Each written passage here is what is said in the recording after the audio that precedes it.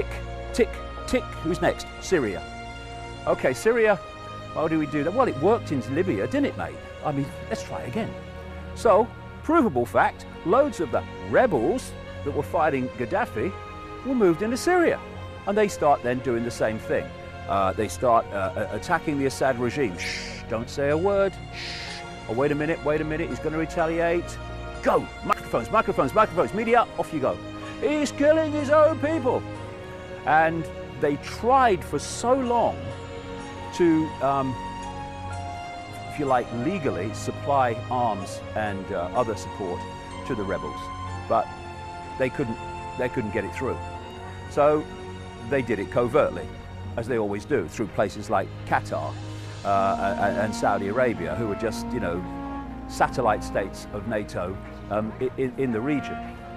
And terrible atrocities on both sides, but terrible atrocities by these rebels have gone on constantly, including chopping people to pieces. But the rebels have been painted by this lot, the government anyway, and the American government, etc., as the good guys. Keep it simple: good guys, bad guys. No shades of grey. But what has happened recently? And they thought they were going to do a Libya. They thought they were going to get rid of Assad very quickly. It's not happened. And what has happened in the last few weeks is Assad's forces have been taking back areas of Syria which the rebels had held.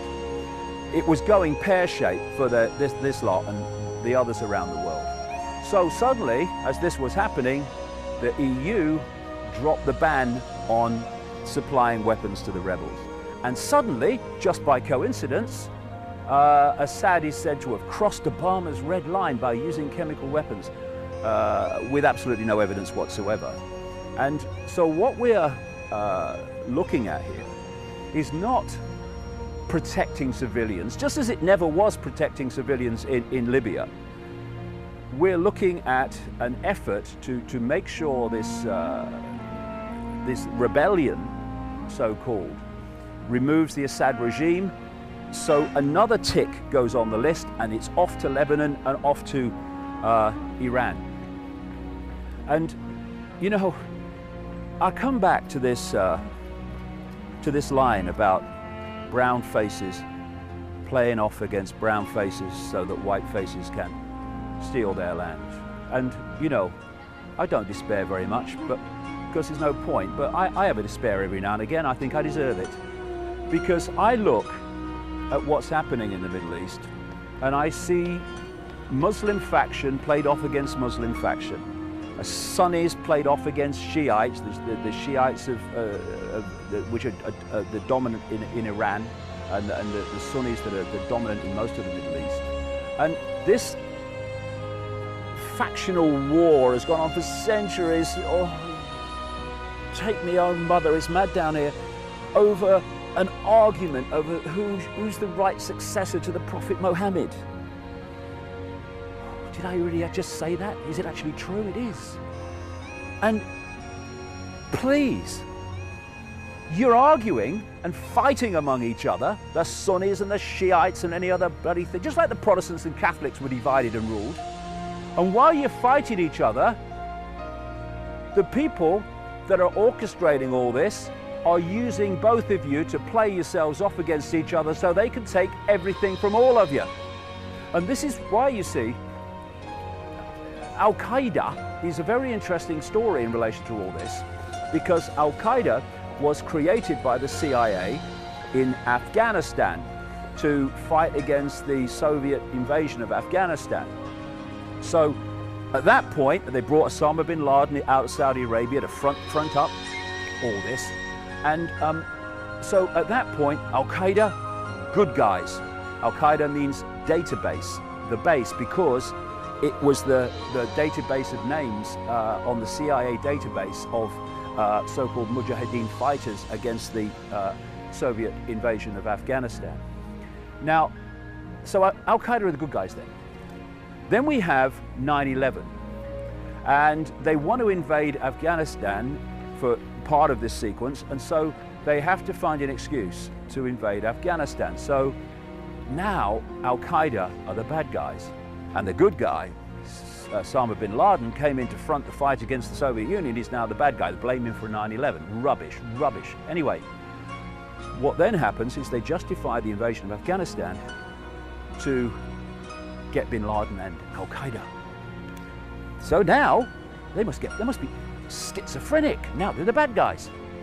Then Al-Qaeda is in Libya, and they're now on the rebel side against Gaddafi, so now they're the good guys again. And now Al-Qaeda has moved in, good guys still, hope you're following this, into Syria, and they are the dominant force within the so-called rebels. Now, people would think, well, that's crazy. Why do they say Al-Qaeda is good and Al-Qaeda is bad? One simple common theme. What does it suit us to say and do in the circumstances that we are facing? So, all this stuff relating to Syria, the words and claims spoken by Boy Bush and Tony Blair, now David Cameron and Barack Obama in relation to all this sequence of events, the words spoken by John Kerry, the Secretary of State in America, and by William Hague, little boy in short trousers, school cap, you can't miss him, who's the Foreign Secretary in this country, and has been pressing for a long, long time to allow the arming of rebels and the supply of weapons to the rebels in Syria. Every single one of them is a solid gold liar who should be in jail with the key thrown somewhere mid-Atlantic, because the number of people whose lives, in terms of ending their lives and destroying their lives with being maimed in these conflicts and wars and manipulated rebellions, does not even begin to register.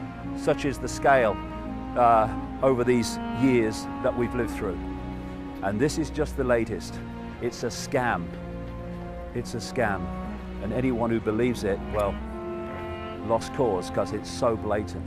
And finally, for goodness sake, Muslims in these countries, what are you doing? Allowing yourselves to be played like a stringed instrument so that your land and your freedom can be taken away by these characters. Over and out.